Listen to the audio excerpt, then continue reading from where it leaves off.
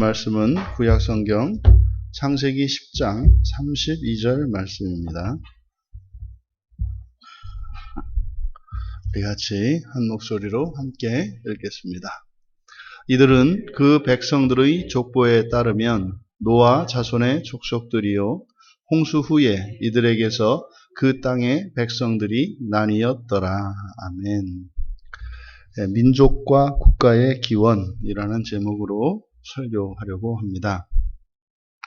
32절은 이제 사역을 할 필요가 있는데 원문을 그대로 직역을 하면 이렇게 됩니다. 이들이 그들의 나라들 안에서 그들의 족보에 따라 노아 자손의 가문들이다. 홍수 후에 이들로부터 그 땅 안에 있는 나라들이 나뉘어졌다.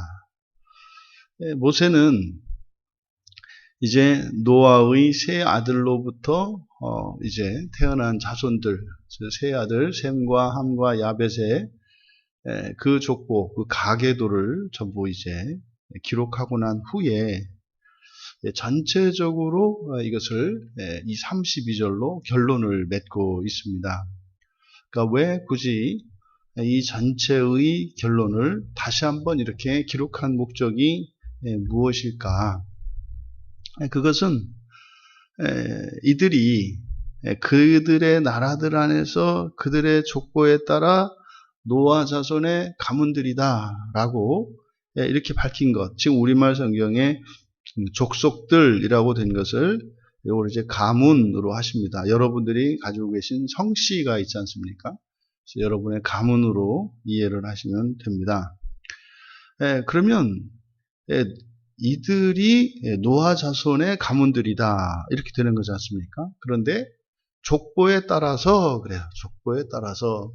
그러니까 이것은 모세가 일방적인 주장이거나 또는 이런 억측에 의한 것이 아니라 각 가문이 가지고 있는 그 족보, 이스라엘 사람들이 가지고 있는 그 족보에 따라서, 족보라고 하는 이 객관적인 증거에 따라서 그들의 조상이 한 사람 노아라고 하는 것이 객관적인 사실이다. 이것을 강조하기 위한 겁니다.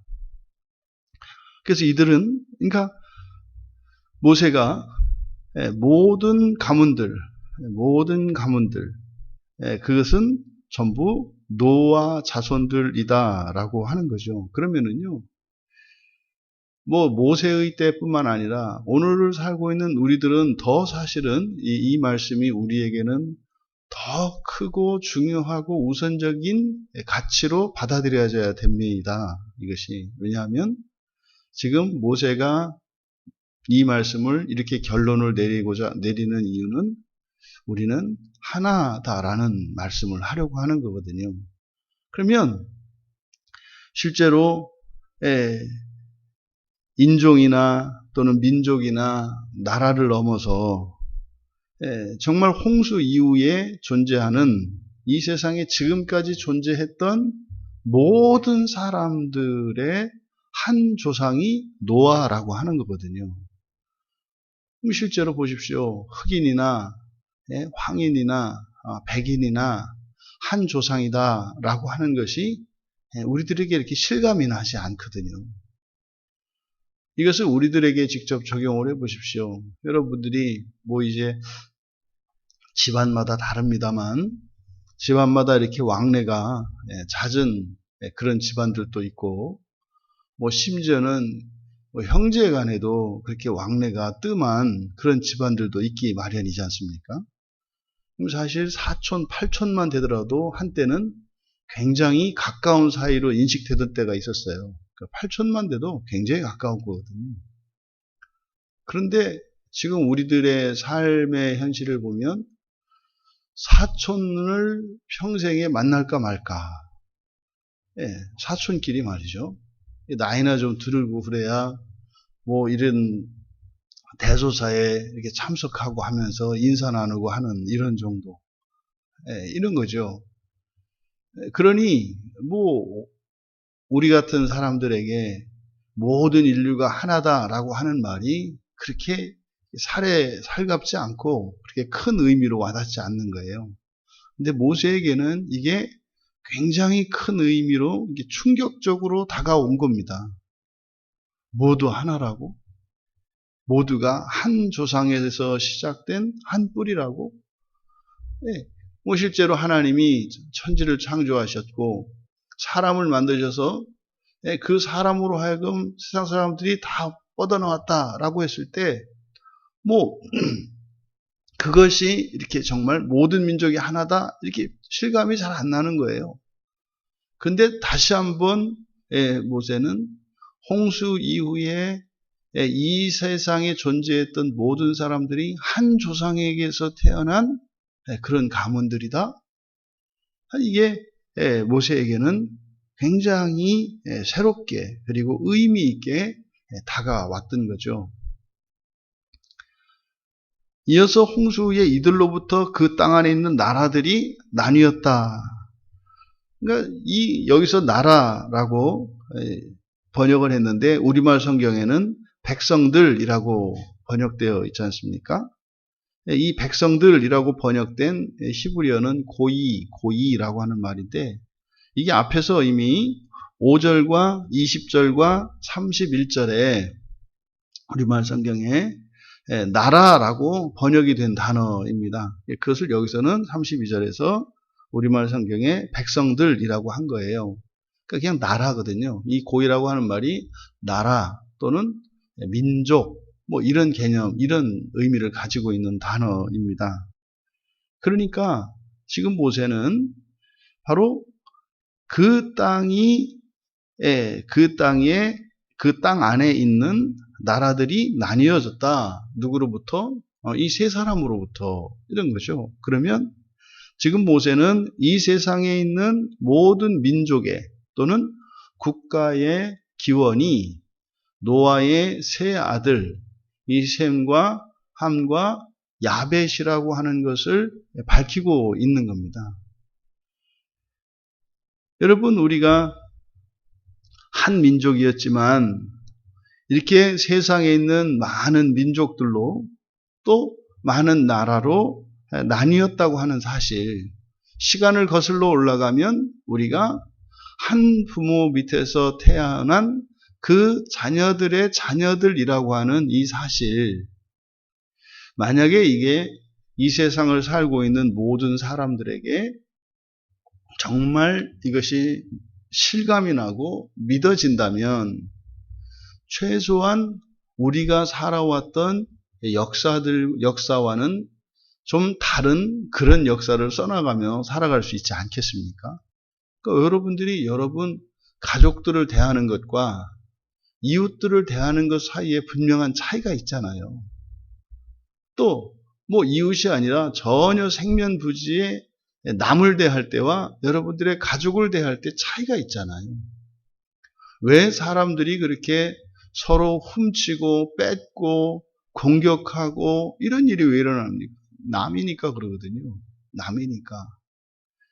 지금 모세는 이렇게 노아의 세 아들로부터 현생 인류가 기원한다고 하는 이 사실을 밝히면서 아담 때는 이야기하지 않았던 이 민족과 또는 나라, 이것이 기원이 하나에서 시작된다라고 하는 노아라고 하는 이 한 사람으로부터 시작이 되어 그 세 아들로부터 온 세상에 있는 모든 사람들이 그리고 각 민족과 각 나라들이 시작되었다고 하는 사실, 이것을 밝히고 있습니다. 창세기 10장 전체를 통해서 내릴 수 있는 결론, 노아는 특별히 지금 노아의 세 아들의 이 족보에 등장하는 모든 자손들의 수를 70으로 맞춰놨습니다.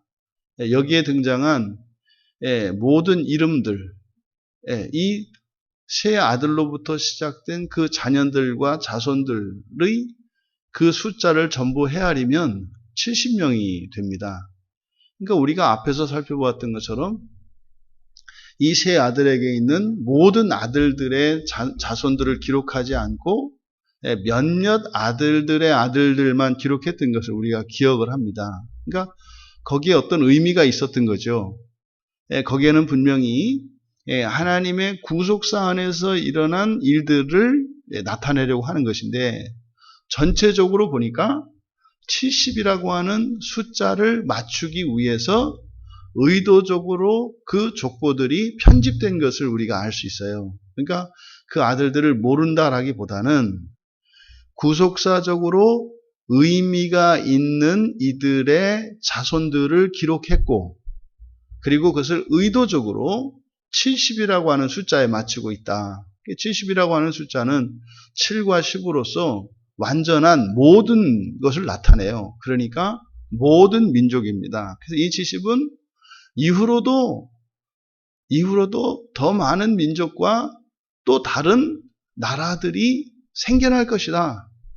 하지만 그 모두는 하나다. 많은 민족과 많은 나라들로 나뉘겠지만 그들은 하나다. 이것이 이제 그리스도께서 이 땅에 다시 오시는 그때가 언제입니까? 그 구원의 수가 꽉 찰 때이잖아요. 하나님께서 예정하신 그 구원의 수가 꽉 찰 때, 그것이 꽉 찬다라고 하는 그 의미를 70으로 나타낼 수 있다.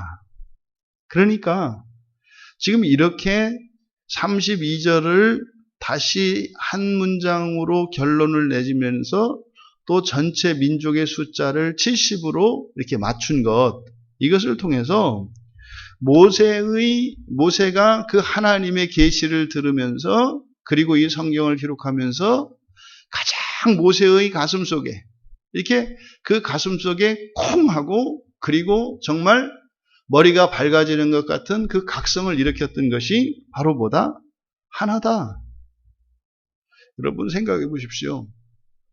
모세는 히브리인으로 태어나서 어릴 적에 태어나자마자 죽을 고비를 넘기고 애굽의 공주에게 입양이 됐습니다. 그리고 40이 되어서 애굽에서 이제 목숨을 부지하기 위해서 미디안 땅으로 나가서 거기에서 이제 미디안 땅의 그 제사장 집안에서 살았단 말이에요. 그리고 다시 애굽으로 와서 이스라엘 백성들을 이끌고 이제 출애굽을 하면서 얼마나 많은 적들을 맞닥뜨려서 싸워야 했고 극복해야 했습니까? 또 지금 앞으로 이 모세가 이스라엘 백성들을 출애굽하고 광야를 지나서 이제 가나안 땅으로 건너가야 하는데, 이제 가나안 땅에서 정복해야 될 또 가나안 족속들이 있지 않습니까? 그런데 모두가 하나라고 하는 이 사실이에요. 이게 무슨 일인가? 서로 못 죽여서 안달이고, 서로 전쟁을 하고, 죽여서 내쫓아야 하고 하는, 지금 이것은 까마득한 태고적 이야기입니다만, 이 창세기를 기록한 모세는 이미 애굽에서 가나안 땅으로 이제 들어가는 여정에서 쓰여진 거란 말이에요.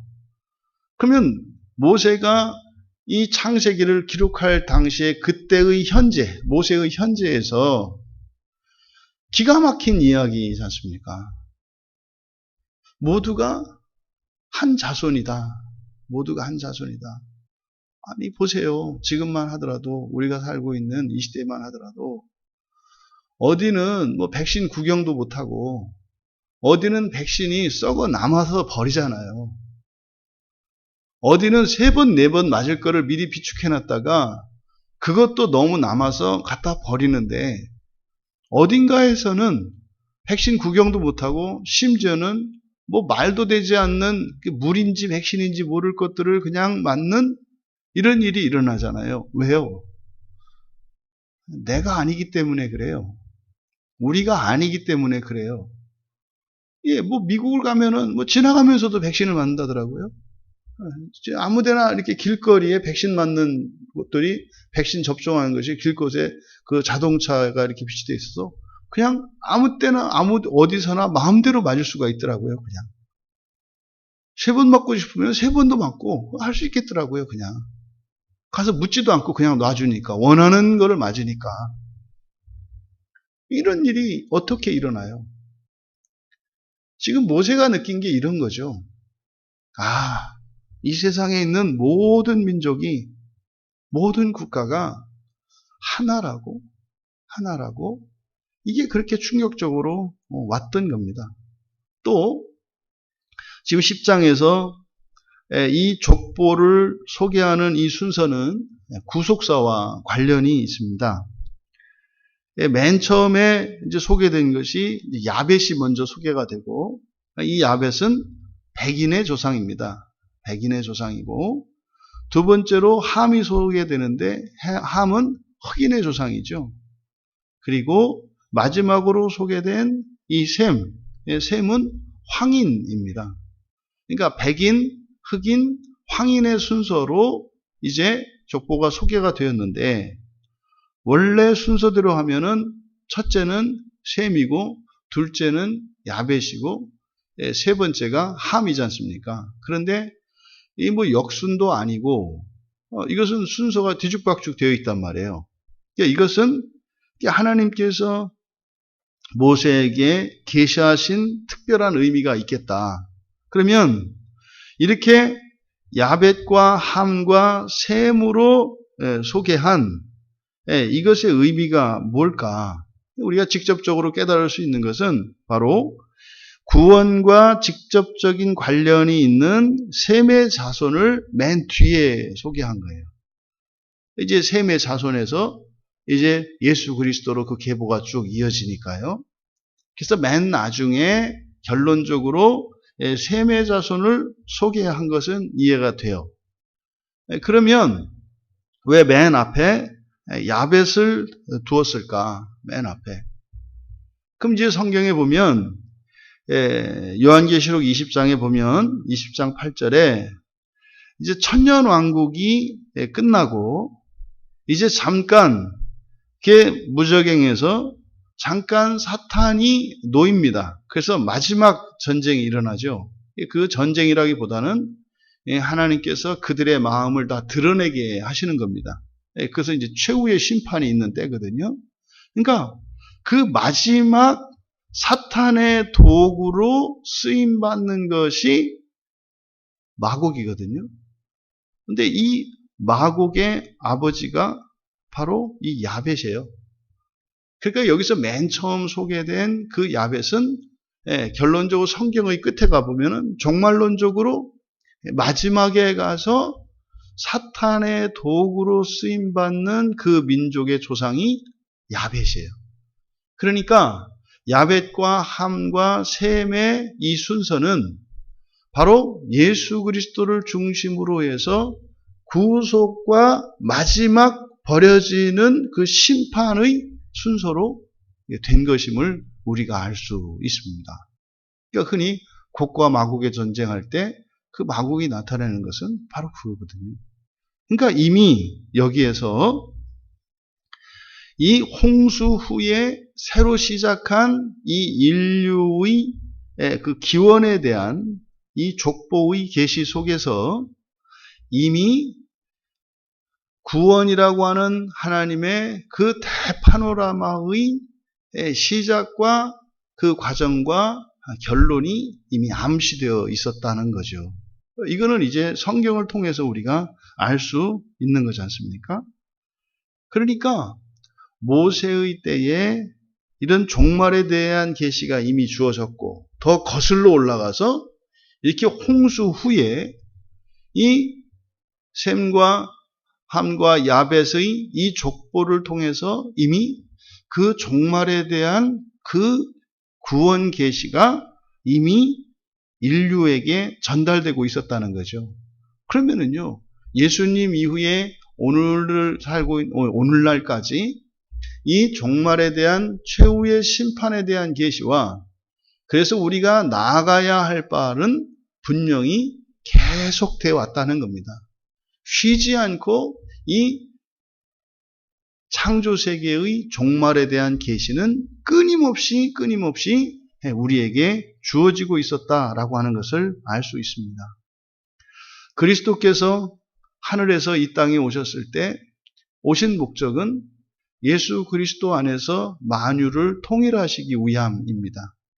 그러니까 이것은 새로운 일이 아니라 원래의 창조의 원형으로 회복시키는 일이신 거죠. 그러면 그리스도를 대신하여 살아가는 우리 그리스도인과 그리스도의 교회들은 어떻게 해야 되겠습니까? 바로 이 족보에 대한 계시를 통해서 모세가 우리에게 주시려고 하는 것은 세상은 끊임없이 나뉠 거라는 거예요. 무한히 나뉠 거라는 거예요. 이것이 세상의 정신이고 결국 그것은 사탄 마귀의 정신입니다. 하지만 하나님의 창조 섭리 안에서는 우리들이 하나라고 하는 사실입니다. 그리스도께서 이 땅에 오셔서 이루셨던 그 구속 그 자체가 예수 그리스도 안에서 만유를 통일하기 위한 것이었음을 밝히려고 하는 것입니다. 그러면 우리는요, 이 세상의 정신, 시대의 정신, 마귀의 정신을 거슬러 하나 되는 그리스도의 그 구속의 원리를 가지고 우리는 살아가야 하는 거죠. 그러니까 그리스도인은요, 이렇게 산산조각이 나 있는 세상의 모든 사람들과 민족과 나라들을 역으로 하나로 만들어가면서 올라가는 힘이라면 세상은 하나 된 것을 또 지금 조각나 있는 것을 더 조각내기 위하여 살아가는 힘이라고 규정할 수 있는 겁니다. 그럼 여러분은 어느 편에 서 계십니까? 나뉜 것을 하나로 통일하시고자 하시는 또 하나님의 창조 섭리 안에서 일어난 이 하나의 통일성이라고 하는 그 하나의 목표를 향해서 살아가고 계십니까? 아니면 끊임없이 분열되어지는 결국에는 나 자신조차도 분열시켜버리는 이 세상의 정신을 따라 살아가고 있습니까? 세상에 있는 모든 민족과 모든 국가의 기원은 노아 한 사람이었습니다. 피부색을 달리하고 언어를 달리하고 혈통을 달리할지라도 우리들은 하나라고 하는 이 사실을 모세가 받았던 그 충격과 함께 우리들에게 의미 있게 전달되기를 바랍니다. 그래서 우리들이 그동안 살아왔던 이렇게 나뉘고 분열하는 그런 정신세계 속에서 이제 돌이켜 하나로 그리스도 안에서 하나로 이루어가기 위하여 사실은 이것이 바로 교회의 사명인 거죠. 이 땅에 있는 교회의 모든 사명이 바로 이것입니다. 이것은 이미 영원전부터 그리스도 예수 안에서 예정된 뜻입니다. 우리는 그리스도인으로 세상과 구별되는 그렇게 이 세상을 평화롭게 하며 예수 그리스도 안에서 사랑으로 하나 되는 그 인생을 그 거룩한 성전에 참여하시는 우리 모두가 되시기를 주님의 이름으로 축원합니다.